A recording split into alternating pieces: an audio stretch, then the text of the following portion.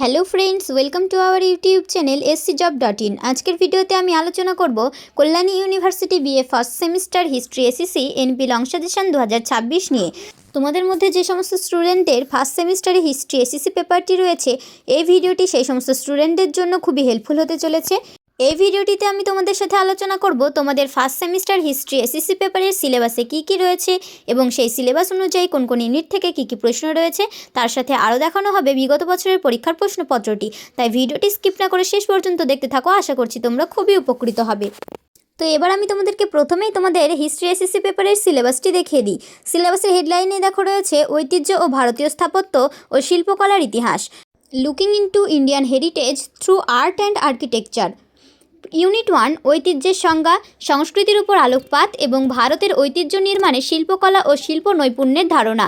Unit 2তে রয়েছে প্রাক ও ঔপনিবেশিক ভারতীয় কলা ও স্থাপত্য, পাণ্ডুলিপি চিত্রকলা, প্রাক ও মোগল চিত্রকলার পরম্পরা, আদি ও মধ্যযুগীয় ভাস্কর্য, শৈলী ও উপস্থাপিত সাংস্কৃতিক চিত্রকল্প, নিউমিসম্যাটিক শিল্পকলা, অনুচিত্র চিত্রকলা, মোগল, রাজস্থানী ও পাহাড়ি, প্রাক ভারতীয় স্থাপত্য, স্তূপ, গুহা ও মন্দির, মোগল ও ইন্দো পারসিক স্থাপত্য, দুর্গ, প্রাসাদ ও মসজিদ। এবং ইউনিট 3তে রয়েছে ঔপনিবেশিক আমল, ভারতীয় কলা ও স্থাপত্যের উপর পাশ্চাত্যের প্রভাব, ঔপনিবেশিকোত্তর যুগে এর পরিবর্তন। এবার আমি তোমাদেরকে সিলেবাস অনুযায়ী কোন কোন ইউনিট থেকে কী প্রশ্ন রয়েছে সেগুলি দেখাবো। তার আগে তোমাদেরকে বলে রাখি, আমাদের কাছে তোমরা কল্যাণী ইউনিভার্সিটির সমস্ত সেমিস্টারের সমস্ত পেপারের পিডিএফ কপি পেয়ে যাবে। তো একটি পেপারের সাজেশন প্রাইস ফার্স্ট সেমিস্টারের মাত্র 99 টাকা। খুবই স্বল্প মূল্যে তোমরা আমাদের কাছ থেকে এই পিডিএফ কপিগুলি সংগ্রহ করে নিতে পারবে। আমাদের কাছ থেকে যদি তোমরা এই পিডিএফ নোটসগুলি সংগ্রহ করে পড়া শুরু করো, তাহলে পরীক্ষাতে খুবই ভালো রেজাল্ট করতে পারবে। আরও একটি কথা হলো, আমাদের কাছ থেকে যদি তোমরা এই পিডিএফ কপিগুলি সংগ্রহ করো, তাহলে তোমাদেরকে আলাদা করে আর কোনো টেক্সট বুক বা সাজেশন বুক ফলো করতে হবে না। এর মধ্যে থেকে সমস্ত প্রশ্ন উত্তর কমন পেয়ে যাবে। তো চলো এবার আমি আলোচনার মূল বিষয়ে আসি। ইউনিট 1 ঐতিহ্য, সংজ্ঞা, সংস্কৃতির উপর আলোকপাত ও ভারতের ঐতিহ্য নির্মাণে শিল্পকলা ও শিল্প নৈপুণ্যের ধারণা। প্রথম প্রশ্ন রয়েছে, ভারতের সংস্কৃতি ও ঐতিহ্য নির্মাণের ধারাগুলি ব্যাখ্যা করো। আমাদের এই নোটস পিডিএফে তোমরা সমস্ত প্রশ্নের উত্তর খুবই সুন্দর পয়েন্ট আকারে পেয়ে যাবে। প্রত্যেকটি ইউনিটের মোস্ট ইম্পর্টেন্ট প্রশ্নগুলি প্রথম দিকে ইউনিটের এবং তারপরে ক্রমানুসারে পরপর সাজানো রয়েছে। নেক্সট কোশ্চেন, ইতিহাস ও ঐতিহ্যের মধ্যে পার্থক্য আলোচনা করো।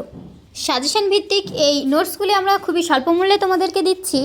সাজেশন সম্পর্কে যদি তোমাদের কোনো রকমের কোনো প্রশ্ন থাকে তাহলে আমাদের কমেন্ট বক্সে জানিয়ে যেতে পারো, প্রয়োজনে আমাদেরকে হোয়াটসঅ্যাপও করতে পারো। এরপরে প্রশ্ন, ভারতীয় ঐতিহ্য কিভাবে টিকিয়ে রাখা সম্ভব, নিজের ভাষায় লেখো, অথবা ঐতিহ্য সংস্কৃতির ধারক তুমি কিভাবে ব্যাখ্যা করবে। এখন থেকে যদি তোমরা পিডিএফ কপিগুলি বাই করে পড়া শুরু করে দাও, তাহলে খুবই স্বল্প মূল্যে তোমরা পিডিএফ কপিগুলি পেয়ে যাবে এবং সময়েরও সাশ্রয় হবে ও পরীক্ষাতে খুবই ভালো রেজাল্ট করতে পারবে। এরপরে রয়েছে ইউনিট 2 প্রাক ঔপনিবেশিক ভারতীয় কলা ও স্থাপত্য, পাণ্ডুলিপির প্রাক ও মোগল চিত্রকলার পরম্পরা, আদি মধ্যযুগের ভাস্কর্য, শৈলী ও উপস্থাপিত সাংস্কৃতিক চিত্রকল্প, নিউমিসম্যাটিক শিল্পকলা, অনুচিত্র চিত্রকলা, মোগল, রাজস্থানী ও পাহাড়ি, প্রাক ভারতীয় স্থাপত্য, স্তূপ, গুহা ও মন্দির, মোগল, ইন্দো পারসিক স্থাপত্য, দুর্গ, প্রাসাদ ও মসজিদ। প্রথম প্রশ্ন রয়েছে, মোগল চিত্রকলার বৈশিষ্ট্য আলোচনা করো, অথবা মুঘল আমলের চিত্রকলার পরিচয় দাও, অথবা প্রাক ঔপনিবেশিক আমলে ভারতের শিল্পকলার বৈশিষ্ট্যগুলি লেখো। এই ভিডিও ডেসক্রিপশন বক্সে তোমরা পেয়ে যাবে আমাদের WhatsApp number, website link, online payment number এবং আরও অন্যান্য ইম্পর্ট্যান্ট ইনফরমেশান। তাই ডেসক্রিপশন বক্সটি ফলো করতে একদমই ভুলো না। আর তোমাদেরকে বলে রাখি, তোমরা যারা ভাবছো যে আমাদের কাছ থেকে তোমরা এই পিডিএফগুলি সংগ্রহ করবে, বাই করবে, তারা আমাদেরকে আগে হোয়াটসঅ্যাপে কন্ট্যাক্ট করে নেবে, তারপরে তোমরা পেমেন্ট করবে। হোয়াটসঅ্যাপে কন্ট্যাক্ট করার পর হোয়াটসঅ্যাপে আমরা তোমাদেরকে আমাদের স্ক্যানার পাঠিয়ে দেবো। তো সেই স্ক্যানারটি ইউজ করে তোমরা পেমেন্টটি করবে। পরের প্রশ্ন, স্থাপত্য শিল্পে শাহজাহানের অবদান আলোচনা করো। এরপরের প্রশ্ন রয়েছে, প্রাচীন বাংলার স্থাপত্য ভাস্কর্য শিল্পের পরিচয় দাও, অথবা পাল সেন যুগের শিল্পকলা বিকাশ সম্পর্কে আলোচনা করো, অথবা পাল যুগের স্থাপত্য ও ভাস্কর্য শিল্প সম্পর্কে আলোচনা করো, অথবা সেন যুগের শিল্পকলার পরিচয় দাও, অথবা বৌদ্ধ ও জৈন ধর্মের প্রভাবে ভারতে ও বহির্ভারতের স্থাপত্য ভাস্কর্য গুহাচিত্র শিল্পকলার পরিচয় দাও, অথবা প্রাচীন ভারতের স্থাপত্য ভাস্কর্য শিল্পকলার পরিচয় দাও। কল্যাণী ইউনিভার্সিটির আরও অন্যান্য সেমিস্টারের অন্যান্য পেপারের সাজেশন ভিডিও দেখতে চাইলে আমাদের চ্যানেলটি সাবস্ক্রাইব করে রাখো। এরপরের প্রশ্ন, ভারতের শিল্পকলায় রাজস্থানী ঘটনার অবদান কী। এরপরের প্রশ্ন, মুঘল চিত্রকলা ও রাজস্থানী চিত্রকলার মধ্যে পার্থক্য নির্দেশ করো।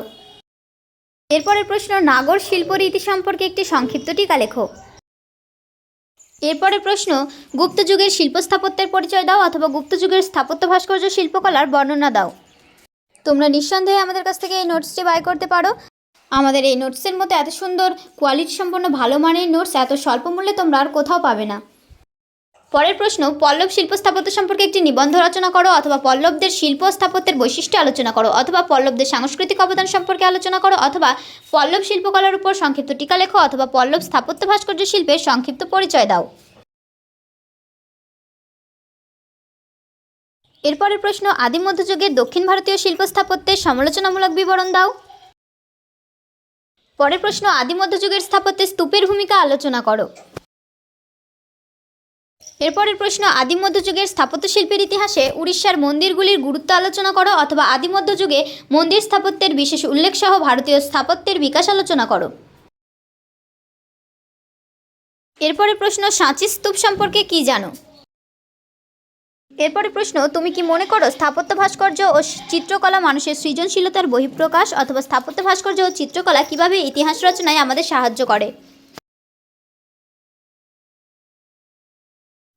এরপরের প্রশ্ন, প্রাক উপনিবেশিক যুগে ভারতীয় শিল্প স্থাপত্যের স্বরূপ কী ছিল, অথবা মোগল যুগের ভারতীয় শিল্প স্থাপত্যের স্বরূপ বিশ্লেষণ করো। পরের প্রশ্ন, সুলতানি আমলের স্থাপত্যে বাংলার বিকাশ কিভাবে হয়েছিল? পরের প্রশ্ন, আদিনা মসজিদ কোন সময়ে নির্মিত হয় এবং এর নির্মাণ শৈলী সম্পর্কে লেখো।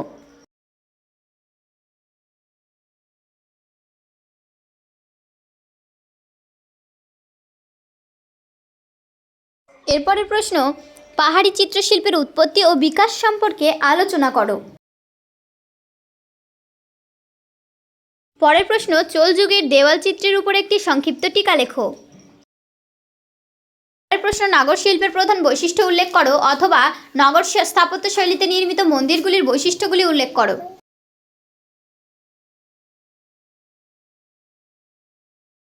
পরের প্রশ্ন, গান্ধার শিল্প সম্পর্কে সংক্ষেপে আলোচনা করো। এরপরের প্রশ্ন, গান্ধার শিল্পে বুদ্ধের মূর্তি নির্মাণের বৈশিষ্ট্য সম্পর্কে লেখো।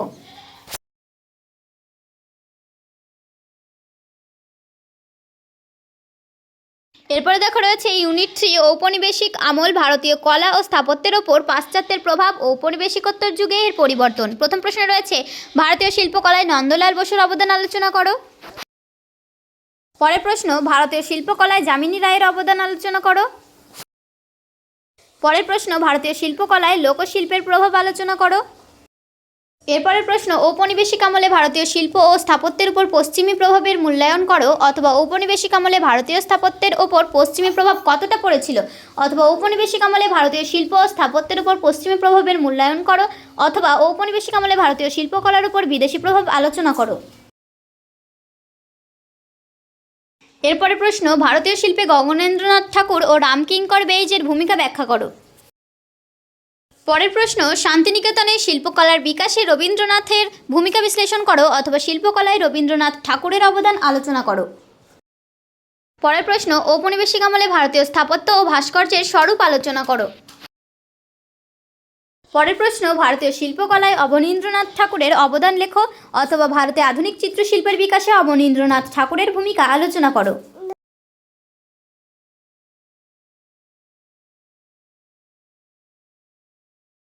পরের প্রশ্ন, ভারতের লোকশিল্পের ঐতিহ্যের ব্যাখ্যা দাও।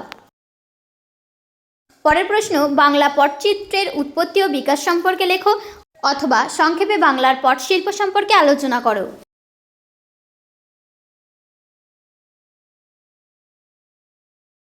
পরের প্রশ্ন, কালীঘাটের পটচিত্রের ব্যাখ্যা করো। তো এই ছিল তোমাদের সিলেবাস ভিত্তিক প্রশ্ন উত্তরগুলি। এবার আমি তোমাদেরকে বিগত বছরের পরীক্ষার প্রশ্নপত্রটি দেখিয়ে দেবো।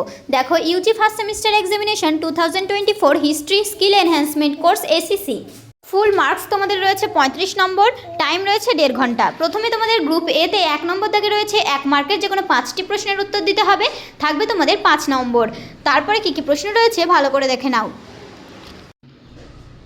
এরপরে তোমাদের রয়েছে গ্রুপ বিতে তোমাদের রয়েছে 2 নম্বর দাগ। 2 নম্বর দাগে তোমাদের রয়েছে 5 মার্কের যে কোনো 2টি প্রশ্নের উত্তর দিতে হবে, থাকবে তোমাদের 10 নম্বর।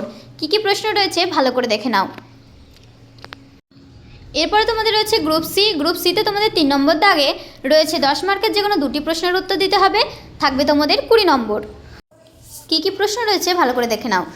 তো তো এই ছিল আমাদের আজকের সম্পূর্ণ ভিডিওটি যদি তোমাদের কাছে ভালো লেগে থাকে তাহলে ভিডিওটিতে একটি লাইক করে তোমাদের বন্ধুদের কাছে শেয়ার করে দাও, যাতে তারাও উপকৃত হতে পারে।